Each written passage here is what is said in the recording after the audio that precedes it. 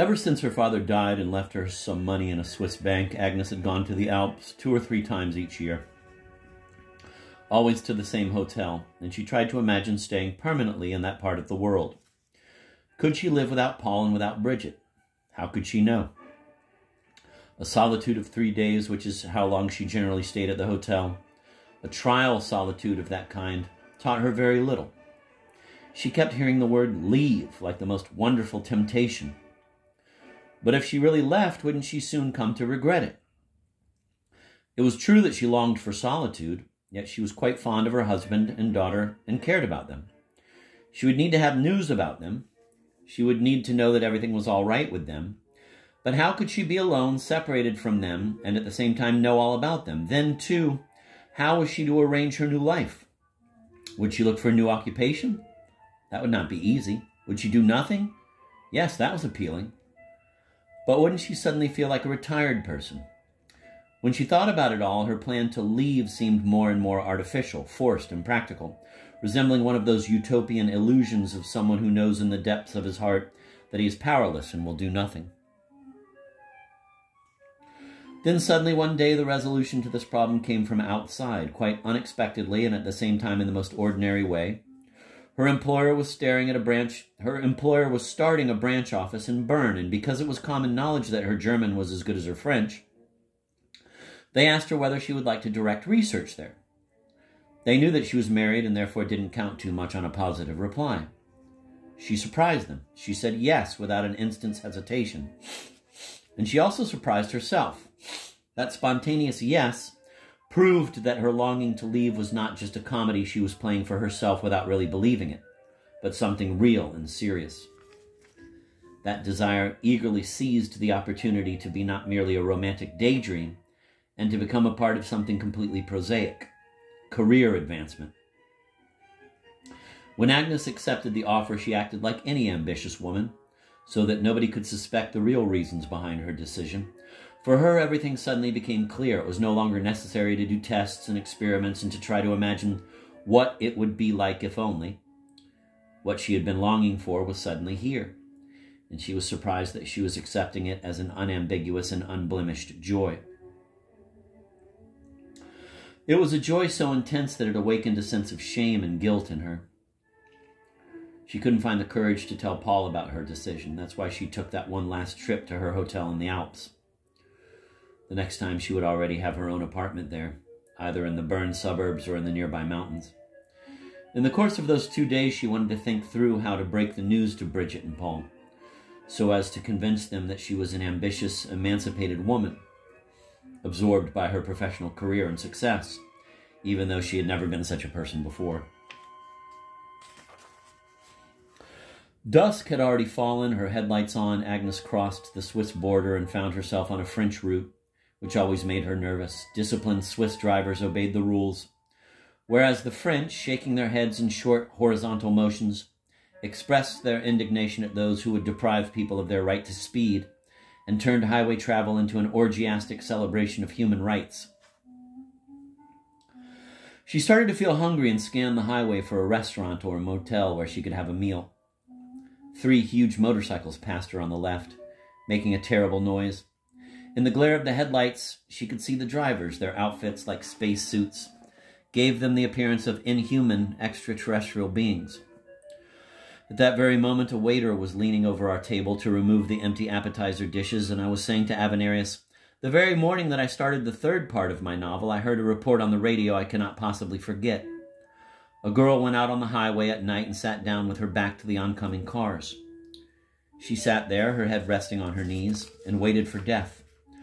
The driver of the first car swerved aside at the last moment and died with his wife and 2 children. The second car, too, ended up in the ditch. And the third.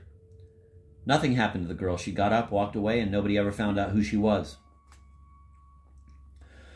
Avenarius said, "What reasons do you think could induce a girl to sit down on the highway at night and wish to be crushed by a car?" "I don't know," I said, "but I would bet the reason was disproportionately small. Or to put it more precisely, seen from the outside, it would seem small to us and quite foolish." "Why?" asked Avenarius. I shrugged my shoulders. I cannot imagine any substantial reason for such a terrible suicide, as, for example, an incurable disease or the death of someone close. In such a case, nobody would choose this terrible end, making other people die. Only a reason deprived of reason can lead to such an unreasonable horror. In all languages derived from Latin, the word reason, ratio, raison, region, has a double meaning. First, it designates the ability to think, and only second, the cause. Therefore, reason in the sense of a cause is always understood as something rational. A reason, the rationality of which is not transparent, would seem to be incapable of causing an effect. But in German, a reason in the sense of a cause is called Grund, a word having nothing to do with the Latin ratio and originally meaning soil and later basis. From the viewpoint of the Latin ratio, the girl's behavior, sitting down on the highway, seems absurd, inappropriate, irrational, and yet it has its reason, its basis, its ground, Grund. Such a Grund is inscribed deep in all of us. It is the ever-present cause of our actions. It is the soil from which our fate grows.